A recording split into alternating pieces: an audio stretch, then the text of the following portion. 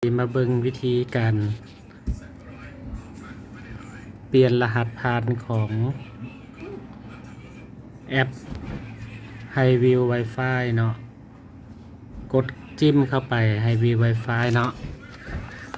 จากนั้นเข้าไปที่ชั้นเนาะหรือว่าโปรไฟล์ของเรากดเข้าไปจากนั้นให้เราเลือกไปที่โปรไฟล์เนาะโปรไฟล์เข้าไปจากนั้นมันก็จะมีให้เราเลือกเนาะให้เราเปลี่ยนเนาะเปลี่ยนรหัสผ่านกดเข้าไปเปลี่ยนรหัสผ่านจากนั้นเราก็ใส่รหัสเก่า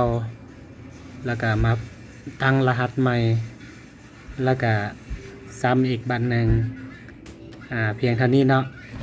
เราก็สามารถเปลี่ยนรหัสได้เนาะจากนั้นเราก็มากดยืนยันเรากดยืนยันมาสุดท้ายเรากดยืนยันเนาะ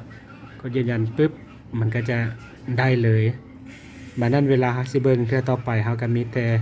ไปล็อกอินใส่รหัสใหม่แล้วก็ถือว่าจบเนาะคันเราเปลี่ยนรหัสใหม่แล้วก็พยายามจื่อหรือว่าจดไว้หรือว่าโน้ตไว้อยู่ในโน้ตมือถือก็ได้เนาะเพื่อว่าบ่ให้มันลืมนะปกติสลายเราเปลี่ยนเรามักลืมโอเค